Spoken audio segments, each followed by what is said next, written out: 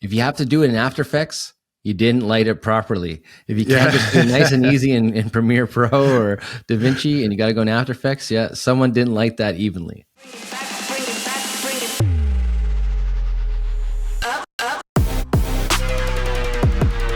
Welcome to episode 3 of Game Day Claire. I'm Lance and this is E. And today we're talking about behind the scenes at Media Day and player interviews. Yes. All right. So what we want to do is discuss about like what goes on in a media day, what it's really like, from organizing, what kind of setups you would have, how does it work with questioning players, what kind of content are you trying to achieve to get, and what's the actual goal of the day. I've only done actually, honestly, Montreal Canadiens. E's done a couple other sports. So E, what do you think the hardest part of Media Day actually is? For me, definitely the preparation, like the before part, because there's just so much that you gotta, account for and be ready, whether it's the scheduling is the biggest part, I'd say. And then making sure you have everything you need on the day, available, all the hands that you need, and, enough people, enough, whether it's accessories, whatever, depending on what type of stations you have. Because the last thing you want to be doing is like running around looking for something at the last minute.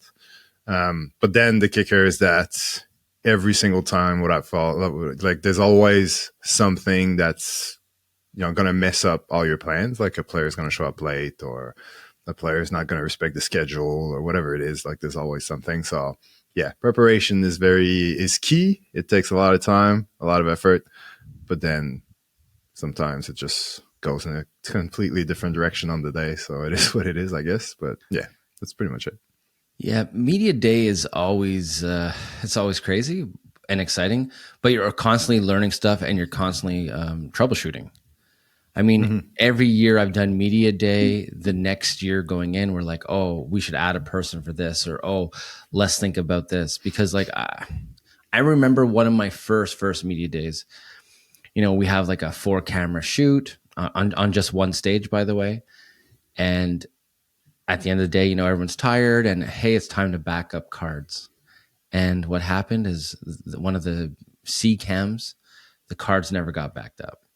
And that was a like panic mode. Thank God we found it. The card was still in the camera. It was never reformatted, so we recovered it. But just something like that, like really, really throws off your day. So during Media Day, there's always challenges. There's always plenty of things going on, and it's hard to keep on top of it.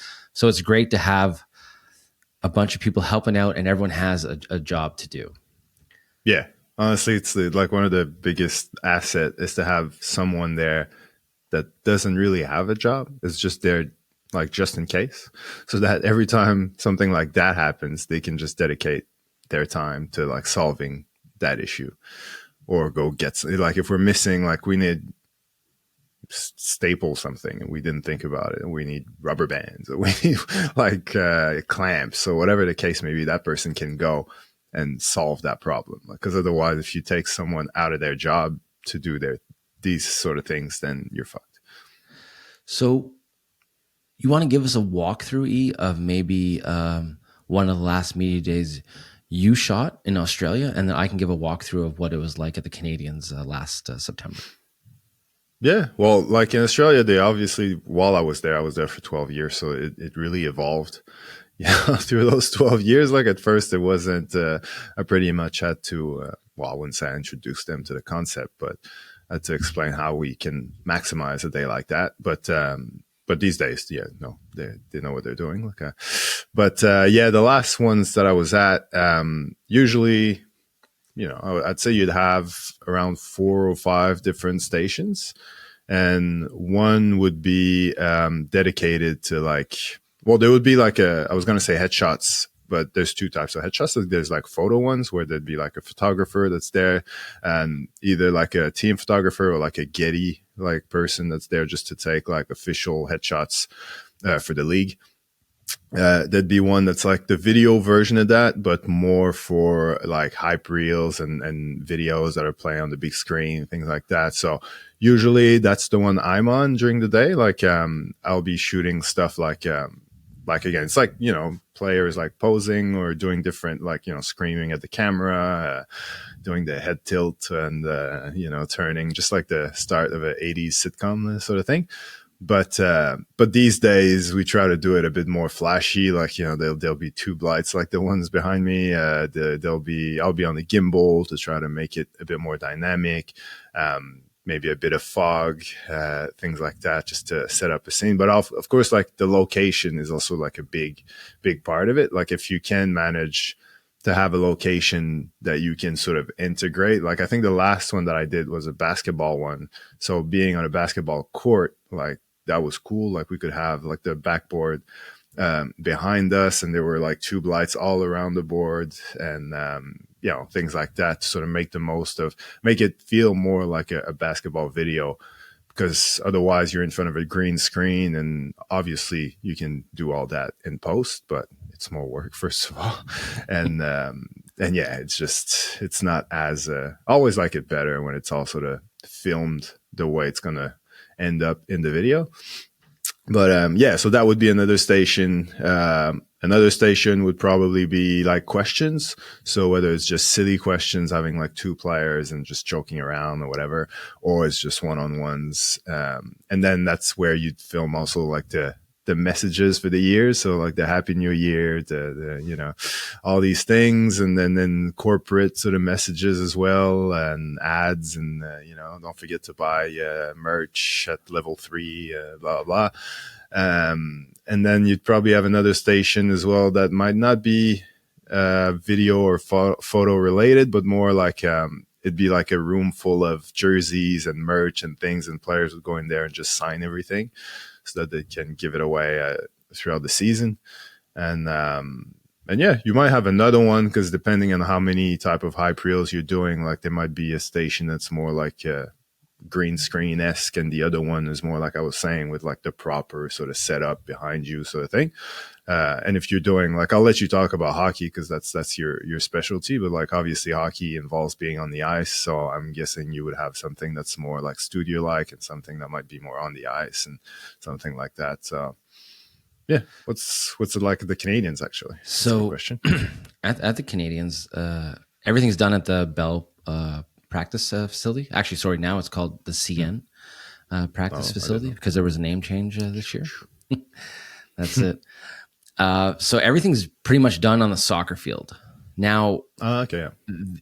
we schedule the guys. It's a pretty tight schedule. You don't have a lot of time with the guys. Your day starts at like 6:37 in the morning. Luckily, we set up like the day before, like black curtains. So we makeshift studios there. So you got like a green screen, a white backdrop. We have this other one with a fireplace. And then, like you said, there's a signing table and all that too. So basically, the guys come in, they have their schedule, they go for their NHL headshots first, which is photography. Then slowly they start coming to the stations.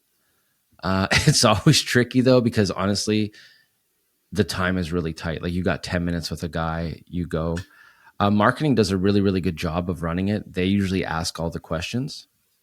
They come up with the questions. There's times where they can't, and they just leave you the questions and you go.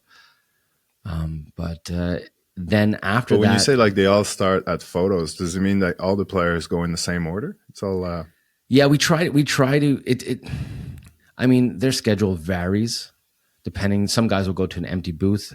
There's traffic sometimes, but usually they try and get the headshot right away, because honestly, the NHL needs that ASAP, because they're playing the next day.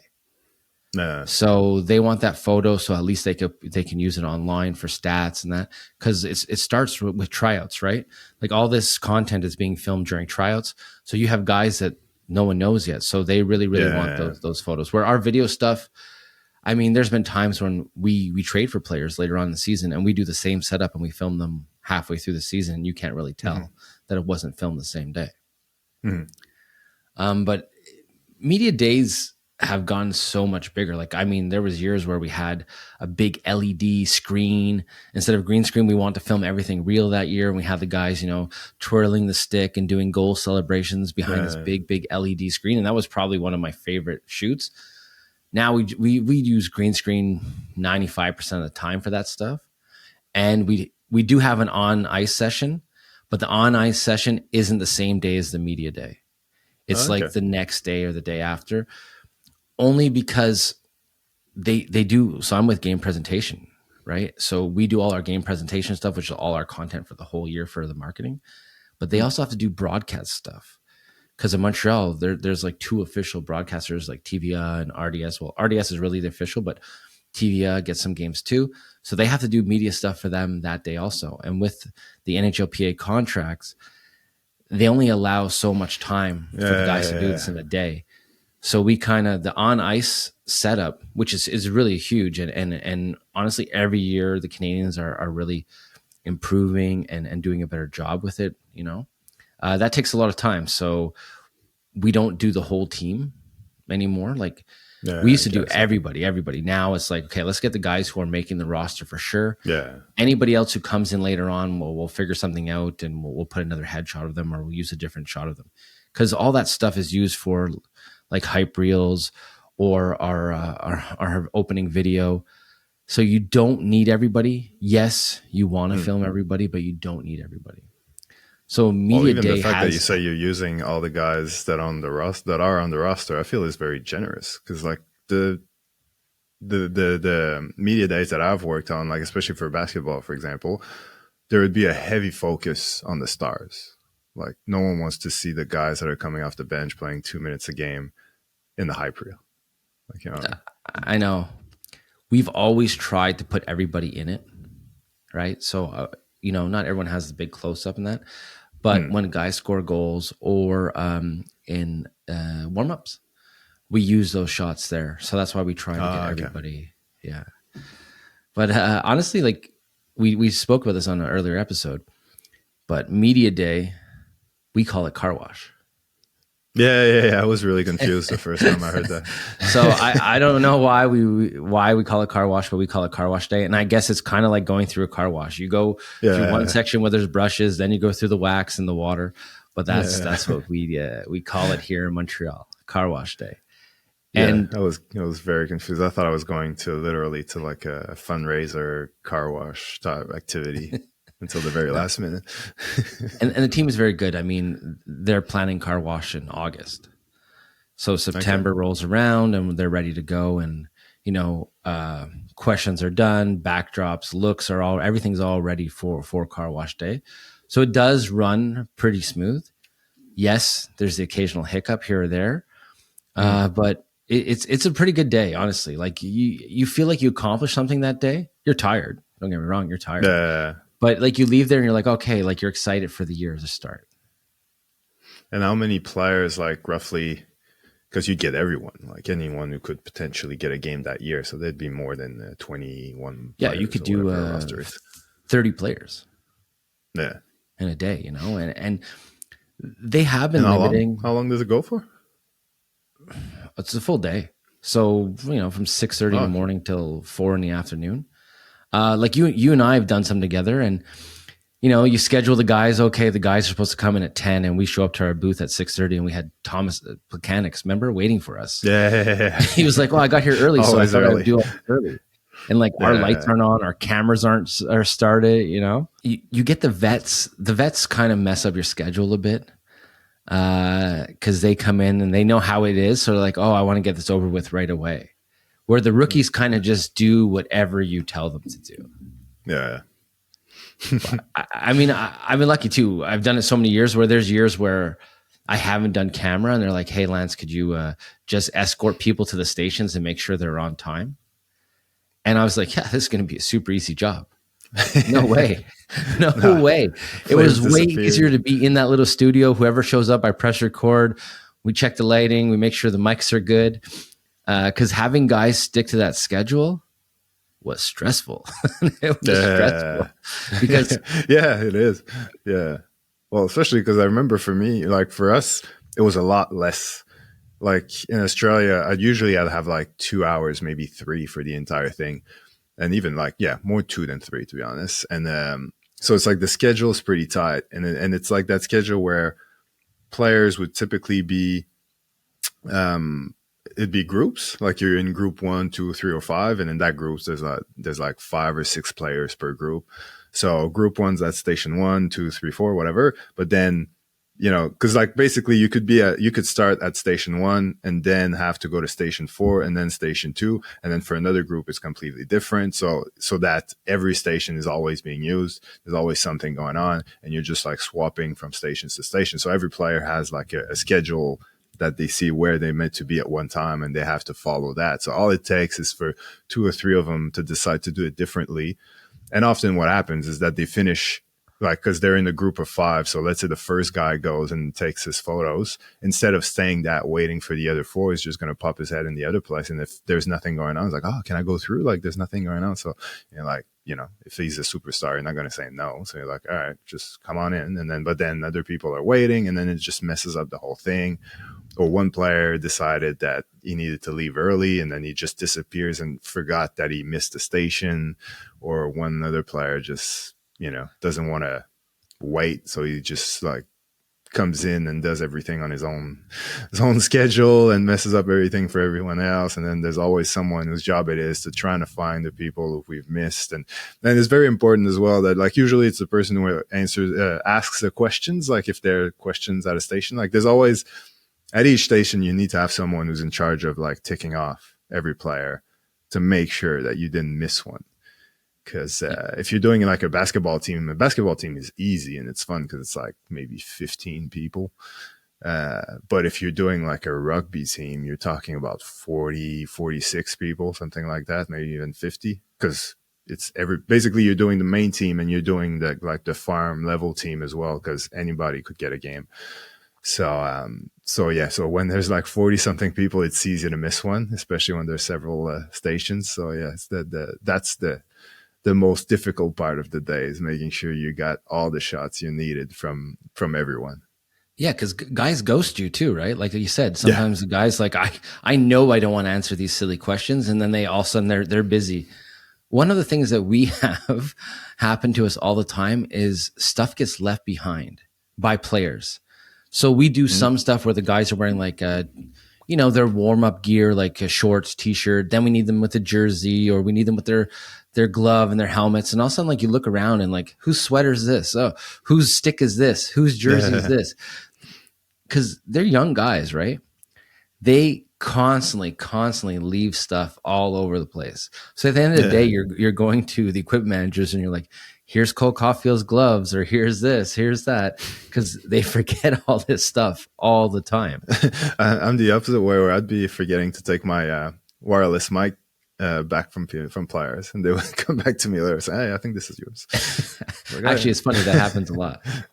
So now that we've kind of given like an overview of what it is like, yes, every media day or car wash is a bit different, and there's different booths.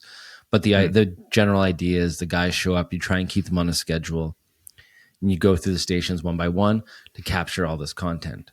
Now, let's say, for example, you have a booth, right? Let's just say a green screen. What's your ideal booth looking like inside?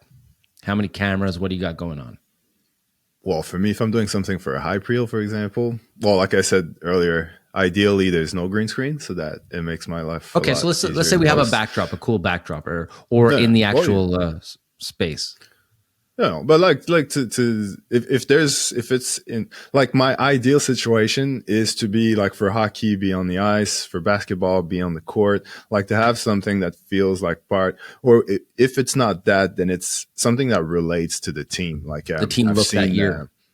But I've seen like I think it was UNLV, like they're Vegas in the desert sort of thing. So they went like somewhere just like outside the city and did something cool, like in the mountains and stuff. And just something that relates either to the city or to the team or to the sport, like just embrace the culture basically, and just sort of make it make sense. And so that's what I like personally. But if I am doing like a green screen, if we're talking like technically speaking, like gear wise, like I definitely, first of all, I want the green screen to be lit properly, because there's nothing more annoying than to have to like spend hours and hours in post trying to, fighting with that keying that's just not there, and then there's guys with hair that are a bit, If you have to do it in After Effects, you didn't light it properly. If you can't yeah. just do it nice and easy in Premiere Pro or DaVinci and you got to go in After Effects, yeah, someone didn't light that evenly. Yeah. And then you have to fight. Yeah. You have to like get the hair right. But then when you do, then some stuff start disappearing. And like there's always logos that have green in them. And then you have to patch it. And it's annoying. So, but anyway, like, yeah. So I'll make sure usually I'll have like just sort of two big lights, like on each side of the green screen, just on it to make sure that it's properly lit, everywhere, that there's no like darker spots or anything. And it's the same sort of green the whole way through. And then on the player, normally I'll just have like one big ass like key light just dropping on them, like just basically a huge softbox that's just with a key light on them. And if it's a talking station, there'll be like a shotgun mic sort of in the air as well, sort of over them, out of frame, obviously. But if it's not a talking station, then yeah, no need for that. But then again, depends what we're doing. Like if we're just doing headshots and it's like we don't see their legs per se, I might have like a hair light behind them. But if it's something more like basketball where they're dribbling, they're moving around, yeah, there won't be really any space for that in the background. But yeah, it's mostly like having, because yeah, you don't want to, because I was going to say, like, if you add like tubes and colors and stuff, like it's a bit dangerous because you add all this other stuff in post, like you got to make sure that what your background is going to end up. Because if you know exactly what the background is going to be, then you can add some sort of, artistic lighting to match it.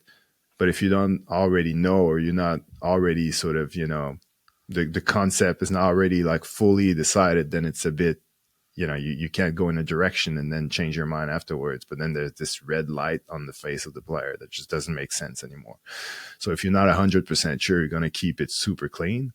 But if you already have an idea of what the background's going to be, then obviously you're going to try to light the player in a way that fits that background. So if the background is super dark on one side and there's like red lights coming from the left, then you might want to have a red light sort of hitting your player as well, so that it fits what's behind them. But so yeah, it's all about preparation. And like you said, like if you start working on it in August, then you have an idea, the concept's approved, it's locked in, then you can sort of do those things. But in Australia, everything was pretty last minute, so there was nothing really approved until the very last minute. So I couldn't go crazy, so it was pretty clean. Well, and you're helping come up with those ideas too, right? Because they're hiring your company, Yeah. right? So, but then again, you're dealing with marketing people who sort of need to see it to approve it, to say like, oh yeah, I like this or I like that. So it's hard to sort of just tell them, or write a concept on paper and they go, oh yeah, I love it. Like you really have to show them, or at least, or you steal it from someone else and you can show them like, yeah, look what this I don't know, Clemson football video looks like. We want to do exactly that. And they're like, oh yeah, this is cool. But it's hard to talk to like just normal non-creative people and just talk them through a concept and have them fall in love with it. So one of the last media day I was at in September, one of the stations I was working on, it's called The Chat. So what it is, it has like a fireplace background. So it's a vinyl. Where the fireplace comes into? Yeah, I was a bit confused by that one. So it's just a vinyl backdrop, right? It's a big vinyl backdrop. You got two aperture lights in the front with soft boxes pointing on the two guests, and you have two backlights. Okay, so just a four light setup. We have three cameras. So what we did is we had two FX30s and an FX3. Okay. Now the FX3 was our wide shot, and we had the Tamron 35 to 150 on it. And then they had two APC lenses. I'm not sure. I think it was the 17 to 70s on the Tamarons. Also, they had on the FX3s. We had that. So we had our own sound guy who monitor the sound. So when the players walk in, we mic up the players, but we have somebody monitoring the sound because there's a lot going on, and we only got one chance at this, right? So Yeah. you're not taking any chances. So we had a dedicated sound guy, which alleviates so much stress. You're not worried. Yeah. As long as you're in focus, you match all the cameras, you're good. So we had 3 cameras. We were 2 guys manning 3 cameras. And we even had a marketing girl who was there who was asking the questions. So it was very, very easy, very, very ideal. The second we were done that shoot, we had a data wrangler come. He swapped our cards, backed up the cards in 2 places, and handed them back to us. And now that is the ideal situation. Yeah. But I have a question for you. What now they repurpose all this content, right? Mm-hmm. Do you think having a 4th camera vertical would be overkill? Well, I don't know if you can afford it, like you might as well. But it's just like what angle? Because if you got like a front-on angle with your main camera, then is the vertical one going to be? People are never going to be looking at it because they're looking at the. Depends what you're doing. Like if they're looking at the camera, then having a second camera might be awkward because they're never going to be looking at it. But if they're just looking at each other, talking to each other, then yes, I think it's a good idea to have an extra camera that's dedicated to like social media content. Because that's what's hard with all this stuff, right? Like we're filming in 16:9 all the time. Yeah. And I'm happy that all of a sudden TikTok is pushing 16:9 footage, by the way. They're asking people to start putting this on, which is great because I'm not a big fan of the vertical video. And I get it. Yes, it's easy on my phone and it looks good on my phone. But when you're filming this stuff, our cameras aren't really made that way. Yeah. Well, especially if you're filming 2 people. If you're doing just one. I'm always waiting to go into a shoot where all the cameras are standing straight up in vertical position one of these days. Now, do you think it ever comes to that? Well, maybe not for a media day because the main purpose is the big screen, but you definitely see it more and more. Like people are dedicated to social media content, like just like team videographers. They'll be filming at games, for example. A lot of them just do it vertically, like because especially that they post most of their content during the game. Like it'll be just like a highlight of a goal or just like a quick interview or like players walking in, going to the locker room, like things like that. They just like film it vertically so that they can just quickly put it on a timeline and export it. So from that perspective, yes, media day, I don't know. But in saying that, like in because basketball, there'd be the big screen, but we would also have like a lot of other screens around the arena, and there'd be like screens in the corners that'd be like sort of portrait size, I think. Definitely like more vertical than wide. So filming content for those screens specifically, would make sense to film it vertically as well. So, yeah. So maybe in the future there'll be a vertical booth. Like you have one station where it's vertical. Yeah. That'd be probably the best way to do it. Yeah, just have a dedicated vertical booth where you could do some social media stuff and also for screens. Because now, like all those new stadiums, they have tons of different screens. So some are like extremely wide, like you see that a lot in Australia. You see it a lot anyway. Like, but I was gonna say like soccer stadiums and stuff where it's like at the back of the stadium, you have this like band thing that's just like a whole section, really just super wide. And those are cool, but they're very hard to produce content for. So because it's like the equivalent of having like 3 or 4 like 16:9 screen next to each other. It's like, what type of content can you put in there full screen? You know what I mean? Well, that's it. And I mean, we film in 4K. We're editing in 1080 a lot because the scoreboards are 1080, right? So you can get away with filming horizontal than using it later on for vertical as long as you go a little bit wider. You're fine, you have that flexibility. But yeah, I don't know. I think that since the landscape's changing, maybe that's something that teams will have to start doing. Yeah, no, that's true. No, you're right. I think a dedicated booth definitely, yeah. If you can afford it, would definitely be a good idea. Would also save a lot of work for people afterwards. We spoke about the booths. We spoke about what it's like. So now, what is it like when the player comes to you, what do you how do you interact with these guys? Like, sometimes they're a superstar, sometimes they're a rookie. Obviously, you treat everyone the same. But do you have any go-to lines or anything to make them feel comfortable on camera? Any tips and tricks there, E? Go to lines, I wouldn't go that far, but I don't think I treat everyone. No, yeah. Well, first of all, I'd say players have evolved a lot because I remember, back in the day, like you said, it starts at like 6, 7 in the morning, so everybody's just like ugh, and no one wants to do it. No one wants to talk in front of the camera. They're scared shitless of like embarrassing themselves, like looking stupid or saying something dumb. So they don't want to talk. They don't want to do anything. Well, they used to like not want to talk, or especially when it's about like the funny stuff. Like they don't want to, they just don't want to look dumb.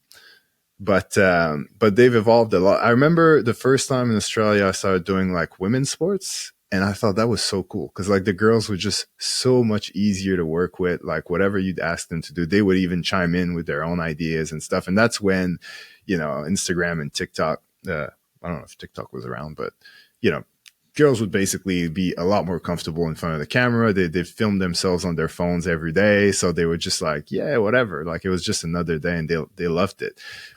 But then as time progressed, and then the younger sort of new players, like then eventually it got to a point where guys were exactly the same. Like they were just like much more comfortable in front of the camera, much more comfortable like talking and doing silly stuff. But you do get, there's always usually the older ones, like the veterans, like they're always more a bit like, I don't want to do the silly stuff. Like just ask me like, ask me your questions. And then if they don't want to answer, they'll be like, oh, next question or whatever. But in saying that, I'd say the key is just to like, just know where you are. Like if it's 7 in the morning, a guy shows up in the room where he doesn't know, like there's like 3 or 4 people just looking at him with like 3 cameras. He doesn't know any of them, maybe one. Like he's not comfortable. Like he's not in the mood where he's like, oh yeah, let's have fun, boys. Like, what are we doing? Like some are, but like most are not. So it's about making them feel comfortable. So if it's a talking station, it's having that little conversation at the beginning, having fun, being like really casual. And, but at the same time, like what I realized as well is that like for example, when I worked on the game, there was like exhibition games, between, it was a basketball thing where, Team USA was playing Australia.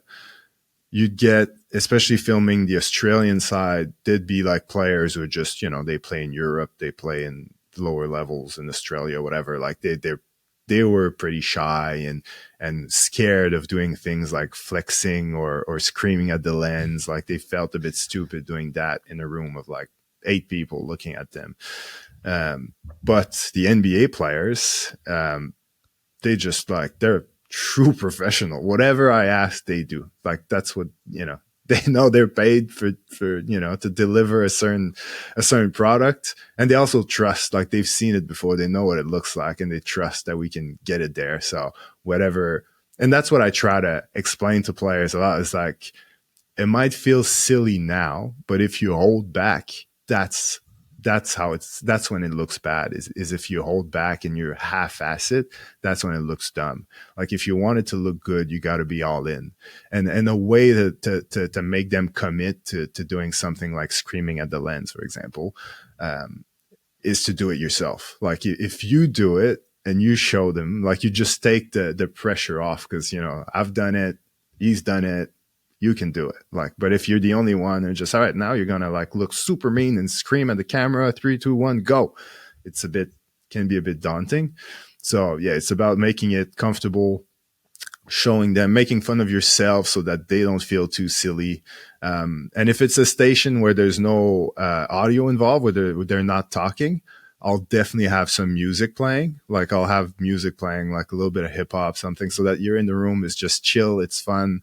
And so when I'm asking you to do moves and stuff, then you can do it almost like to the beat in the music.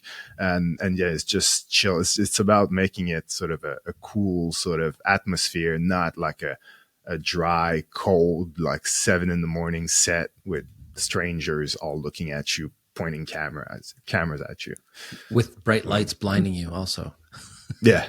I Because that's really like, like, yeah, they're just scared. They just want to get it over with. But yeah. if you're having fun, if the guy that's talking to you is just chill and he makes it almost feel like there's no cameras and it's just, we're just having fun here. And at the same time, like I said, like trust, like another thing as well, when you're asking them to do something, if you can show them an example of what it's going to look like. But because if I ask you to like flex, you might like, oh man, I don't want to look like a fucking douchebag.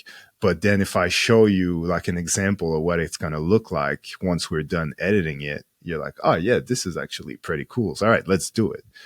So it's, yeah. I really like your idea, what you do with the music, because we don't do that. We have them No, it actually makes do a it on difference. like a green screen with no music and stuff. But the reason why is because we're in a soccer field and we have like makeshift booths. So Yeah. So sound the does other travel. stations are around. Yeah. But I really, really like that because that would definitely help. I will say that since I started Media Day till now, the evolution of the players is insane. Like Yeah. players are willing to participate now. Players understand what it's all about. Like how you said the difference between the US team and the Australian team.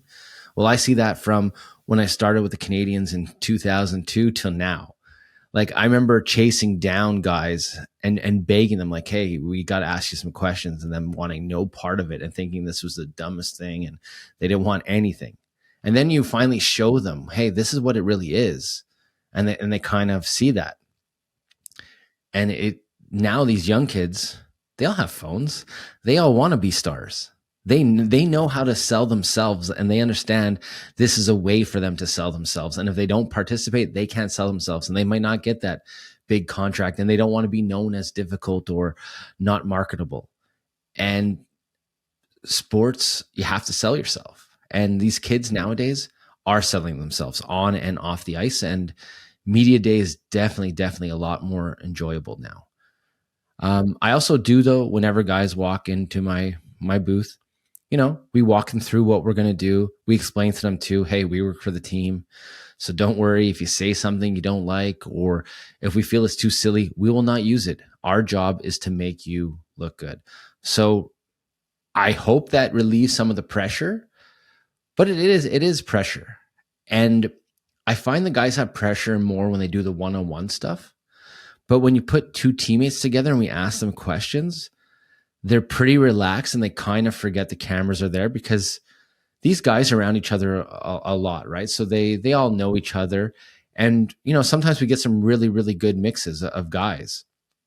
And you get to capture that camaraderie between the two of them. And it's a cool experience. But definitely making them feel comfortable is the number one priority. And meanwhile, you know, being the person behind the lens, you have to try and feel comfortable too. And you're not always comfortable, right? You're checking like certain times you're looking at the sound or the lights, or is this working? Or, oh my God, you look down and you're like, I have 10% battery left. I should have changed Yeah. it before. My memory card's running out. And you cannot show these guys that you're stressing. Yeah. But Well, to I the have point that we no, were saying earlier, like if you have enough people to worry about those things, then you can have that, that relationship with the player where you're just focused on him or her and just sort of focus on that and not worry about anything else. exactly.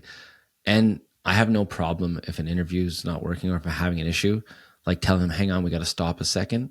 I just got to adjust this or we got to do that.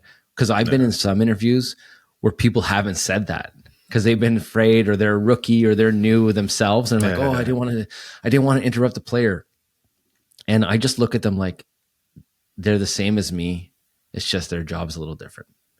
Yeah. And that's it. Like there's Sure. no, I guess, yeah, if you're filming LeBron James instead of Cole Caulfield, maybe you're feeling a little different. But after a while, they're regular guys. And it does help if you're around the team and the guys see you around the team, they get to know you. Like, well, not that they know you, like they walk in like, hey Lance, what's up? But they're like, oh hey, and they recognize the face. They definitely know you're part of the Yeah. part of the team, and they kind of trust you more. They let their guard down. And the more you're around them, the better that is. And that's one thing that I've noticed too, as the progression of doing these media days or being around players, is when they see you around in that, they let their guard down. Mm, And that's how you get the most out of them too. true.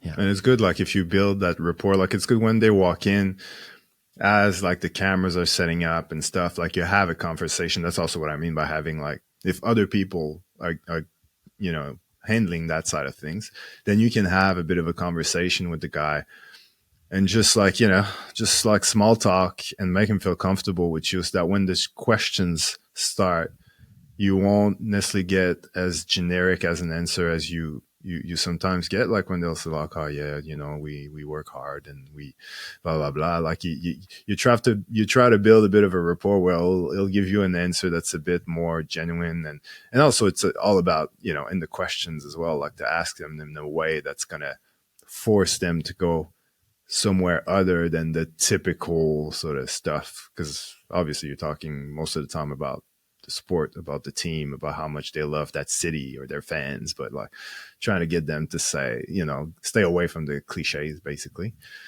But it all depends how much time you have as well, because like That's we it. said, like I usually had like 2 hours for a whole team, so there's not a lot of time per player. But what we do is like for us, often it'd be like, yeah, you prioritize the superstars. So like, for example, because there's no way spending the same time on a player that might get a game, or a player that does dress up but barely plays.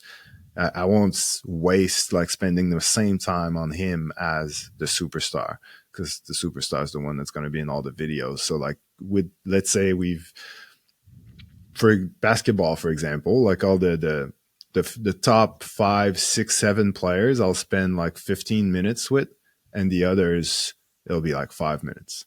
So the others, I do all the basic stuff, like all the things that we need to have from everyone, and maybe an extra thing for each, like a different one. Where the star players, then there'll be a lot of extra stuff that they'll do. They'll be a bit different, and Yeah, you don't need especially like every for hyperreal. guy to do every station. That's for Yeah. sure. You don't need them to do every station. The idea is to get as much as you can though of of your top guys. Now, looking on media day, like what are some of the challenges that you overcome on media day?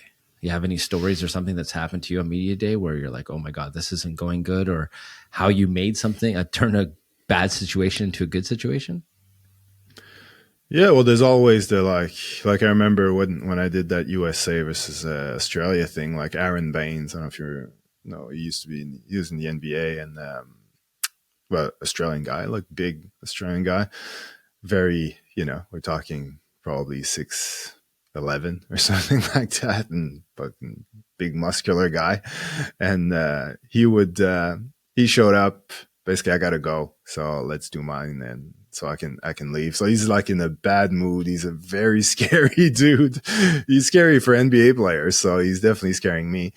But so that could, like, you know, throw you off, and you just sort of go through the questions very quickly, blah blah. But at the same time, like I realized how professional he still was. Like, even though he was in a bad mood, didn't want to be there, just want to get out. Like, so, yeah, basically, like, it wasn't like a bad thing. It was a bad start, but I quickly realized that like he was still like very professional. So I made sure to sort of I made him do everything that it was meant to be. Like, so it's about basically keeping your cool and not being too intimidated by the situation or by the person, and because he was one of the ones that we had to do like a lot of extra stuff with. Like, we would do the, chalk in hands and like smash his hands or on the ball or whatever. And then, like, we did all these extra things that he could have easily like said, look, I said, like, I need to get out. And so I could have easily said, oh, I just skip that. But like, you know what, like, let's keep, like, we've got a job to do, and let's do it. And obviously doing it in a way that's not annoying, but yeah, we got everything done. Otherwise, it's always like, yeah, like you said earlier, like when something, that technically something wrong, like a light just died in the middle of the interview, and you're like, do we keep going or do we stop and fix that problem?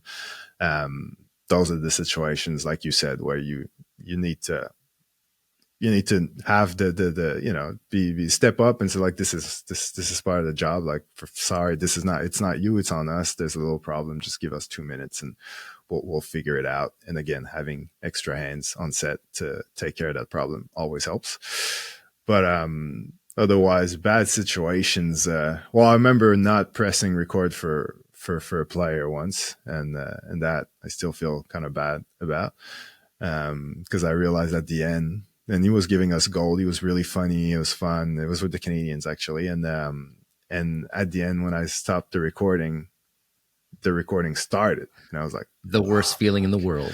yeah, exactly. So I was like, ah, shit. But yeah, so that was probably my biggest mistake ever. Um, but otherwise, no. Or maybe like there was a one time I remember I was filming like a green screen thing in a room that had sort of a yellow greenish type like fluorescent sort of wall. So I was like, oh, let's just do it on the wall. No need for me to get my backdrop out. I'll just use the wall, and then realize that it wasn't really working that well when I got into my computer to edit this thing. So I was freaking out for a bit. But then, because it was sort of a plain background, using like rotoscopy instead of keying was kind of easy, because it was easy for After Effects to find sort of the edges of the player. So yeah, I sort of saved my ass that way. But yeah, do you have any Well, horror stories? not horror stories. I mean, okay, yes, the press and record and stuff like that. Like, I made guys redo stuff when I first started because, yeah, like sometimes you forget or you think you did and you didn't. So I've been there. One of the hardest parts is, I don't know if you remember. Actually, I think you were still there at the time when we worked together. We had this season campaign, or it was a playoff campaign. L'histoire se joue ici. Like, history is played here for the Uh, Canadians. So we had them do it in French because in Montreal, right, we're francophone first, then we are bilingual, but it's French first. And we're especially asking you. God, pardon, especially me. Oh, my last name anyway.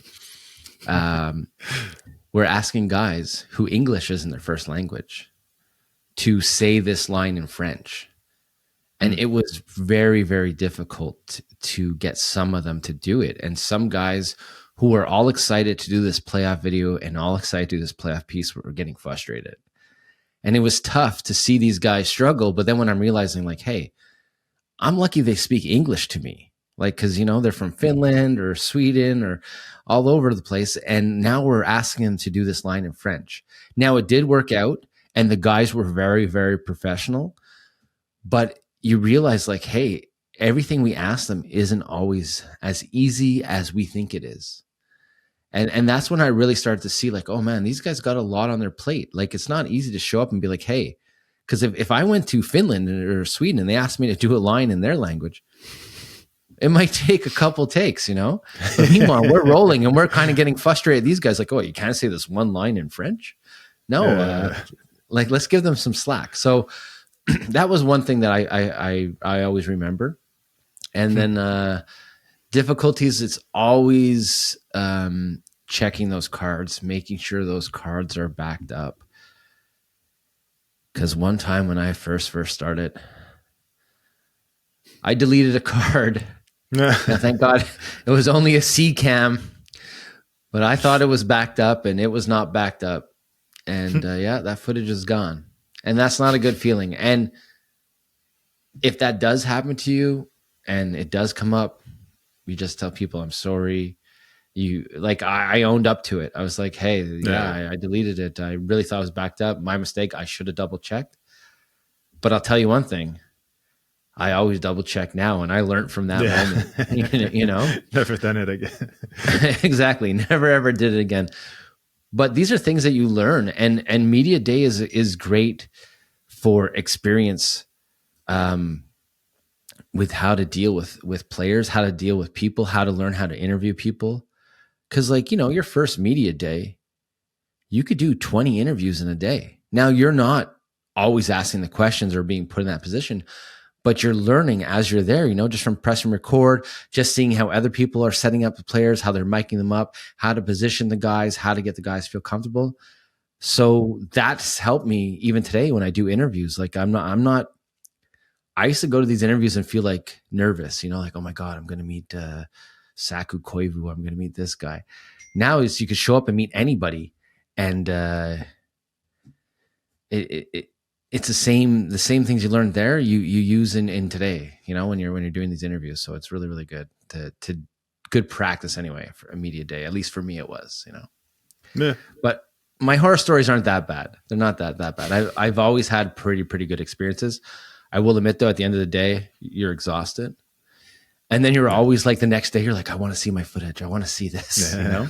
You're so excited to see that. This is the first thing you do the next day, right? Is you find out where the data wrangler put all that stuff, and you check it out. And then hopefully, you reach your goal. And honestly, the goal of media day, well, at least for the Canadians, is to capture as much footage as you can to get you through the year, from player questions to hype reels. They have signing tables. They do have signing tables though throughout the year. But the idea is to get as much content as you can. What else are you trying to capture on media day, or what's your goal with all the footage of media day? Well, so yeah, pretty much what you just said. Like, it's just, yeah, making sure that you've got everything you need throughout the season.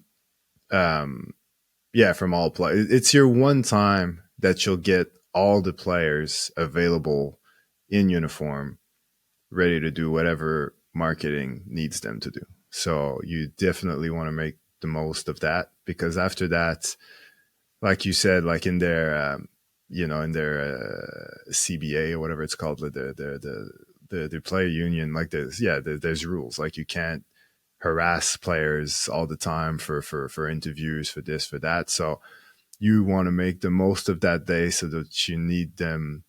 You don't have to bother them throughout the season for something that you absolutely need.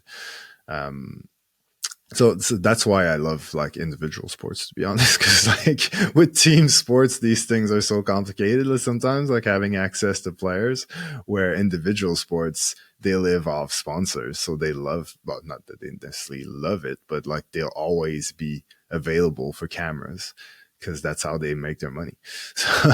So it's a different world altogether, like dealing with fighters or like people in racing, all that sort of stuff. Like, they'll always be keen to do an interview or a video or anything like that, because that's how they give their sponsors the exposure that they pay for.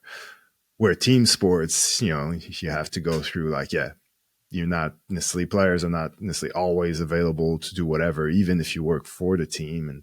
And if you don't work for the team, then it's a lot more complicated as well. But because you have to go through PR and all those sort of things.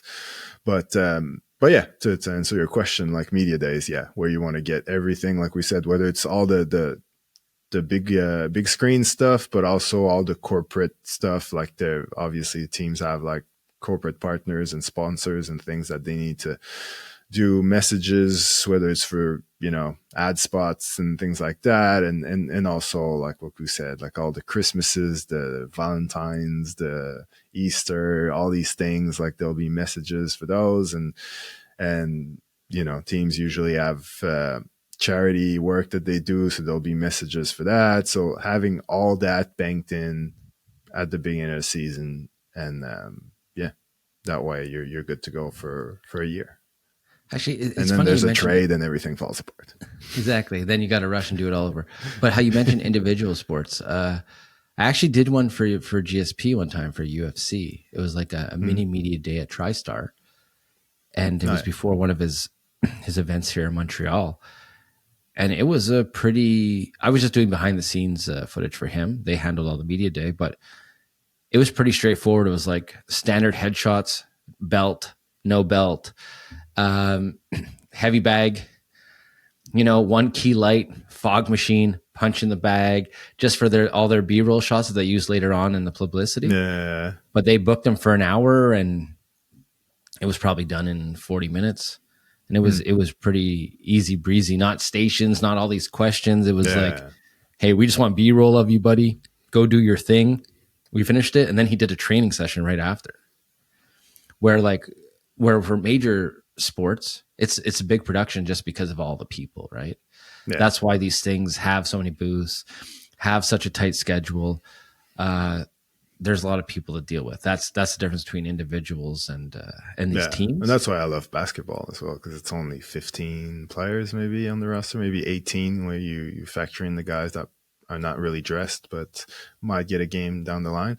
So as opposed to, like I said earlier, like when you're doing like rugby or Australian football or even American football, like you're talking like 40, 50 people. So that when it's those numbers and it has to be done within 3, 4 hours, it's just like bang, bang, bang, bang, bang, bang, bang. And there's no time to sort of just chill and try things and have fun and, you know, do the silly stuff too much. And, where, yeah, sports like basketball, when there's only like 15 people, then you can really sort of milk it and try all these different things and add props in there. And No, definitely. When you have less guys, it's definitely opens up a lot of doors.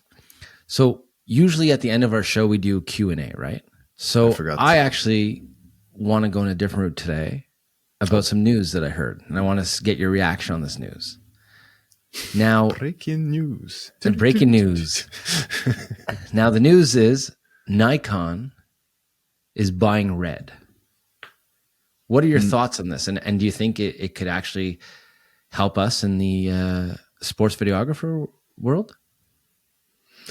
Well, let me start by saying I've never used a Red or a Nikon camera, so I'm not an expert on the topic. But I would say that it might make Nikon relevant again. I can't remember the last time I saw someone working professionally with a Nikon camera.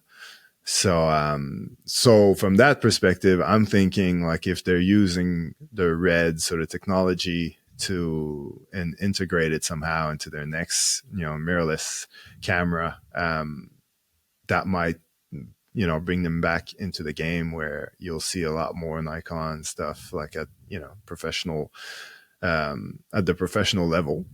So yeah, I think it could be big news because Red is definitely, you know, respected in the video / cinema world. I'm actually scared of Red cameras. They seem like there's a lot to do and to know to be able to use them properly. So I stay away like the scared little boy that I am. But yeah, I think it is big. What do you think? So I've used Red before. Okay. Oh, Image quality is crazy. I was shooting in 8K. I don't like the fact that takes you 5 minutes to start up your camera. Like you press the button, you can go make a coffee, come back, and the camera's finally starting. With Red, also, you have to build it from scratch, right? Like you got the camera body, you got to add every other piece to it. So there's a bit of an assembly. There's nothing fast about it.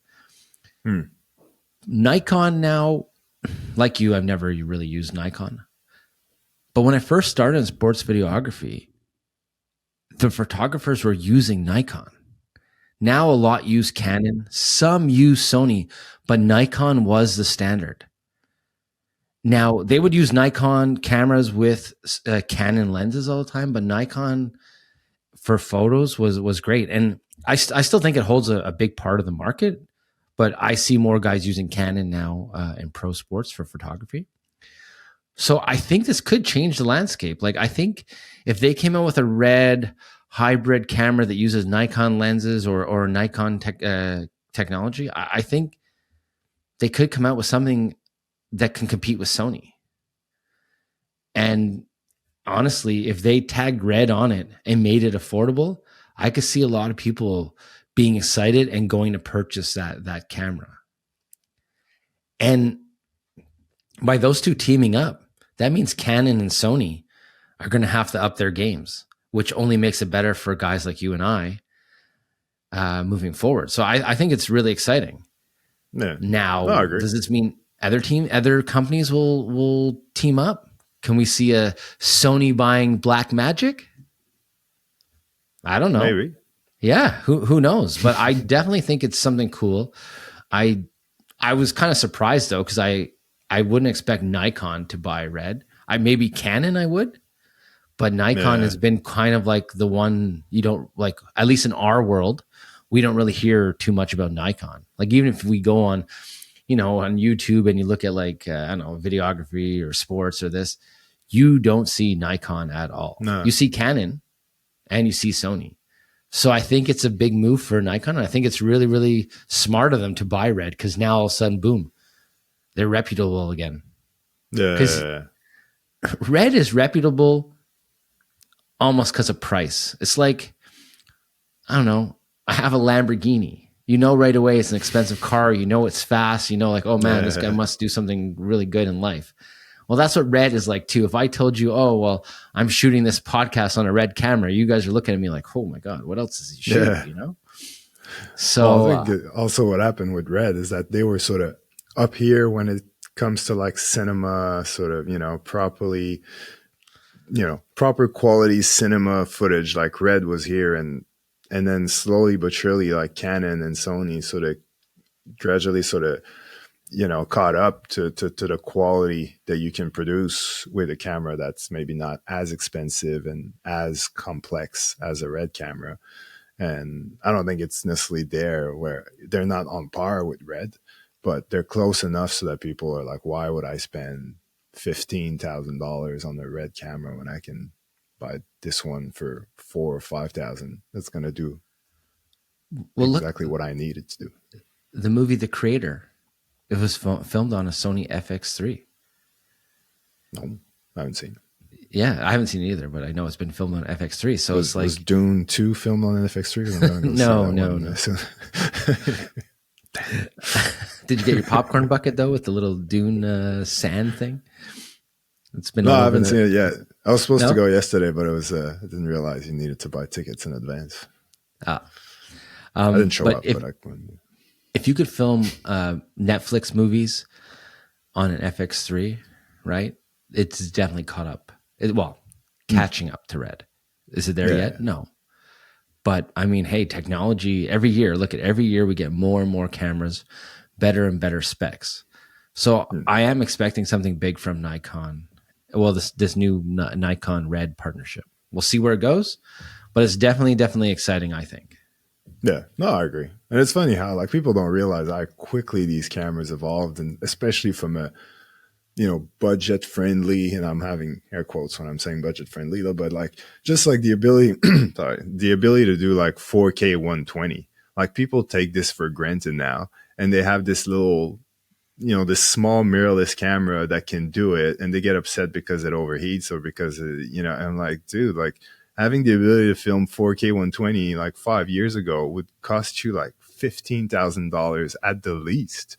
And, it'd be like a C300, C500 and all these things. And it's just like, now you can do it with a little camera that's basically meant to just take photos. And now they're adding all these videos thing to it. So, and you have this for like $2-3 grand. Like people don't realize how lucky we are now. I'm looking at the footage I filmed like 10 years ago that I thought was awesome. And it looks like crap. Yeah. Last night I put a GoPro behind the net at my son's hockey game. 5K 30 frames, right? 5K. I dropped that in a 1080 timeline. I'm at 30% of the image. I could zoom in 30, you know what I mean? I could zoom in like crazy and not lose the quality. Like these little cameras and the sensors are huge. And yeah, honestly, just in the last 5 years, the step it's taken. So I can only imagine what the next 5 years will look like. But I think this makes Sony and Canon step up their game and maybe make some different partnerships moving forward on their side too. So we'll see. It's gonna be interesting. Yeah, I agree. All right. I guess that we covered pretty much everything. If there's any questions about Media Day and that, just write in the comments below on the socials, and we'll try and answer you guys in a future episode, or we'll write you back. And that is it for episode 3. Yes. See you in episode 4, hopefully. Take care. Bye.